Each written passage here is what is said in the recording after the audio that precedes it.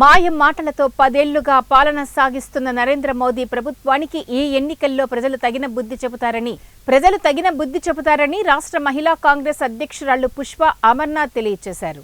ఆమె పార్టీ కార్యాలయంలో మీడియా సమావేశంలో మాట్లాడుతూ మాయమాటలు చెప్పి ప్రజల విశ్వాసాన్ని కోల్పోయిన బీజేపీ మోదీ హామీని ప్రజలు ఇక నమ్మరని, గతసారి ఇచ్చిన హామీలు నెరవేర్చనప్పుడు మరో అబద్ధాన్ని ప్రజలు నమ్మరని అన్నారు. మందిర్, మసీద్, మంగళసూత్రంపై నరేంద్ర మోడీ ఎన్నికలను ఎదుర్కొంటున్నారు. గత 10 ఏళ్లలో చేసిన అభివృద్ధిని ప్రజలకు చెప్పాలని సవాల్ విసిరారు. కాంగ్రెస్ అధికారంలోకి వస్తే మహిళలకు అన్ని విధాల మేలు జరుగుతుందని తెలిపారు. నేహా విషయంలో బీజేపీ రాజకీయం చేస్తుందని, మహిళా నేతలు ఎందుకు నోరు మెదపడం లేదని అన్నారు. ಪಾರ್ಲಿಮೆಂಟ್ ಚುನಾವಣೆಗೆ ಬಂದಿದ್ದೆ ನಾನು. ಆವಾಗ ನನಗೆ ಬಹಳ ಈ ರೀತಿಯಾದಂತಹ ಒಂದು ಗೆಲುವಿನ ವಾತಾವರಣ ನನಗೆ ಕಾಣಿಸ್ತಾ ಇರಲಿಲ್ಲ. ಇವತ್ತು ಬಹಳ ಆತ್ಮವಿಶ್ವಾಸ ಮತ್ತು ಒಂದು ಗೆಲುವಿನ ವಾತಾವರಣವನ್ನು ನಾನು ನೋಡ್ತಾ ಇದ್ದೀನಿ.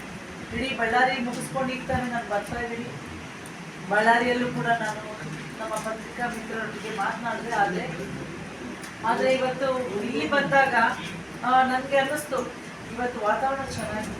ಕಳೆದ ಬಾರಿ ಥರ ಸುಳ್ಳಿನ ಮೋದಿ ಅಲೆ ಆಗಲಿ ಯಾವುದೂ ಈ ಬಾರಿ ಇಲ್ಲ. ಅಲೆಗಳಲ್ಲಿ ಗೆದ್ಕೊಂಡು ಬರ್ತಾ ಇದ್ರು.